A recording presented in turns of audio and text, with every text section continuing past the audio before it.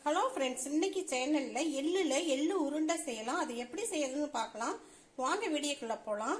நான் இதில் 1 கப் எள்ளு நல்லா க்ளீன் பண்ணி கல் மண் எல்லாம் எடுத்துட்டு க்ளீன் பண்ணி எடுத்து வச்சுருக்கேன். இது ஒரு கடாயில் சேர்த்துட்டு ஸ்டவ்வை ஆன் பண்ணி மீடியம் ஃப்ளேம்லேயே வச்சு வறுத்து எடுத்துடலாம்.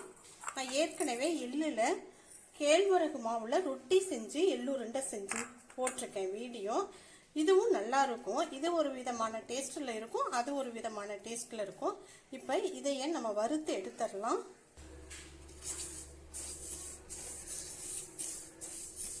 நல்லா கைவிடாம இப்படி வறுத்துக்கிட்டே இருங்க. ரொம்ப மீடியமா வச்சுக்கோங்க.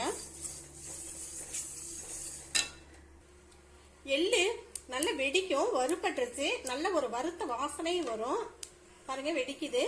இப்போ வந்து ஸ்டவ் ஆஃப் பண்ணி எடுத்து ஒரு தட்டில் வச்சிடலாம். ஆறட்டும். ஆறின உடனே மிக்சி ஜாரில் நான் சேர்த்துட்டேன்.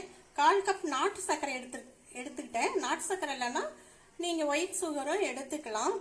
இதை விட அதிகமாக இனிப்பு தேவைப்பட்டால் இன்னும் கொஞ்சம் கூட நீங்கள் சேர்த்து போட்டு அரைச்சி எடுத்துட்டு வந்துடலாம். இதை வந்து நான் எள்ளோட சேர்த்துட்டு இப்போ அரைச்சி எடுத்துட்டு வந்துடுறேன்.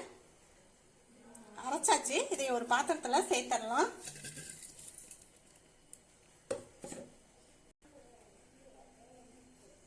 நான் இது கூட ஒரு 1/2 ஸ்பூன் வந்து நெய் சேர்க்கிறேன். நல்ல வாசனையோட டேஸ்டா இருக்கும், அதுக்காக நான் இதை சேர்த்துருக்கேன். இப்போ எல்லாம் ஒன்றா நல்லா கலந்து விட்டுட்டு உருண்டை பிடிச்சி எடுத்துக்கலாம். லைட்டாக கையில் நெய்யை தொட்டுட்டு உருட்டி எடுத்துடலாம். தேவையான சைஸில் எடுத்து உருட்டிக்கலாம்.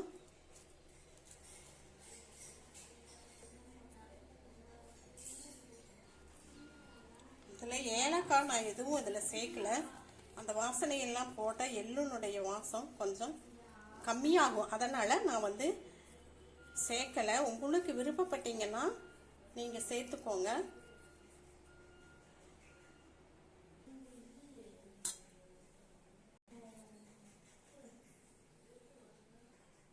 இப்போ லீவில் வீட்லேயே இருக்கும் குட்டீஸுங்களுக்கு எல்லாத்தையும் நான் பிடிச்சிட்டேன்.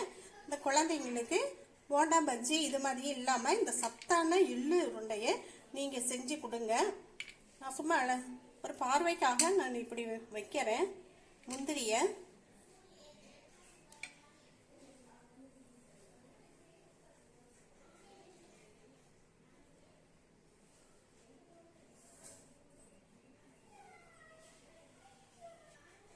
இந்த வீடியோ பிடிச்சிருந்தா ஒரு லைக் பண்ணுங்க, கமெண்ட் பண்ணுங்க, சப்ஸ்கிரைப் பண்ணுங்க, பக்கத்திலே இருக்கிற பெல்லை டச் பண்ணுங்க, ஆளுங்கிற ஆப்ஷனை டச் பண்ணுங்க. நன்றி, வணக்கம்.